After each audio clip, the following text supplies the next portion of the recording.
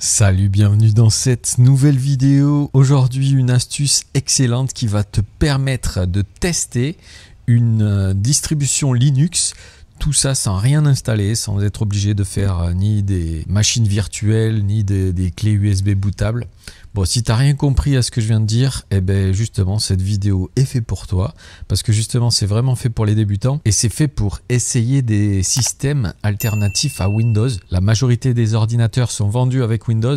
Mais il se trouve qu'il y a plein de différentes distributions qui peuvent faire fonctionner ton ordinateur en fait. La majorité de ces versions sont des versions de Linux. Il y a plein de versions de Linux différents. Il n'y a pas une seule version de Linux. Et chaque version a ses logiciels préinstallés. Par exemple, il y a des Linux qui sont très légers pour des machines, des ordinateurs qui vont être anciens par exemple. Il y a des Linux qui sont très sécurisés, qui vont permettre de naviguer sur Internet et faire des choses super sécurisées. Il y a des navigateurs qui sont faits pour les débutants et qui sont en général très simples à utiliser. Il y en a certains qui sont faits pour du pen testing, pour tester la sécurité des infrastructures. Bon, en fait, il y a des milliers, je crois qu'il y a des milliers de Windows différents. Et sur ce site internet, tu vas pouvoir les essayer, mais sans rien installer. C'est-à-dire que c'est normal, si tu connais pas du tout le Linux, c'est bien de pouvoir essayer un petit peu avant comment ça se passe. Tu vois, par exemple, là la version, si je dois t'en recommander une des versions les plus connues et les plus accessibles, ça va être Ubuntu, ici. Donc, que tu vas pouvoir tester. Moi, je te laisse la tester. Il y en a plein, hein. Comme tu vois, il y a plusieurs versions d'Ubuntu. Il y a des versions qui sont plus légères que d'autres. Celui-là, par exemple, Ubuntu Studio, ça va être plus axé à si tu fais de l'image, de la vidéo, de l'image. Donc, il y a des logiciels qui sont préinstallés, par exemple, pour faire de la vidéo et de l'image. Xubuntu, par exemple, ici, c'est une version, pareil, alternative de Ubuntu. Tiens, d'ailleurs, on va l'utiliser. C'est fait pour les ordinateurs, comme je te disais, qui sont très anciens et qui n'ont pas beaucoup de ressources. Et donc, en général, voilà, tu fais Start. Bon, là, c'est en anglais, mais tu vas voir, c'est tout simple, hein. Tu fais Start. En général, tu commences par choisir ta version.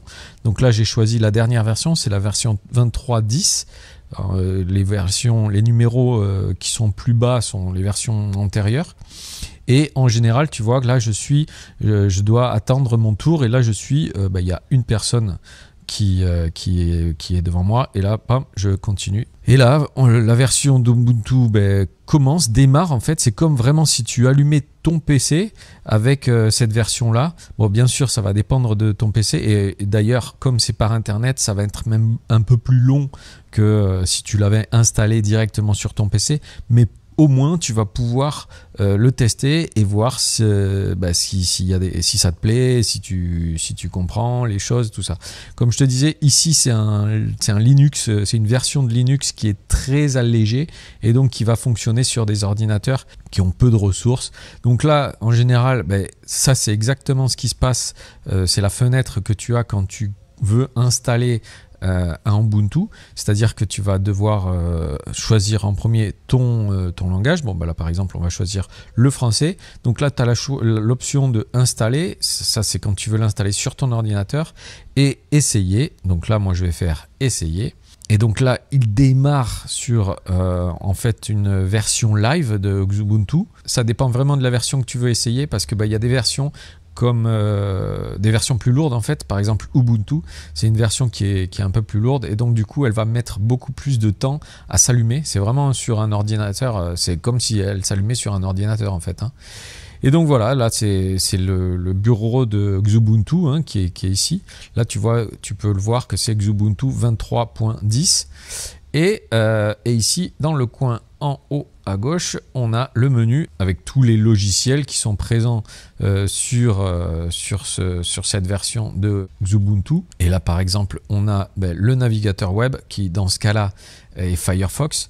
Bon, il faut savoir que je ne sais pas si c'est moi ou quoi, mais moi, j'ai pas réussi à aller sur Internet. En fait, on est déjà sur Internet, hein, mais je veux dire, on ne peut pas faire une inception. La distribution est vraiment faite juste pour l'essayer, mais tu ne vas pas pouvoir aller sur Internet. Là, par exemple, il y a des logiciels de tu vois, bureautique, graphisme. Graphisme. Donc en fait, ce qui est bien, c'est que tu sais déjà ce qui est intégré à chaque Linux et grâce à ça, tu vas pouvoir choisir quel Linux te convient le mieux.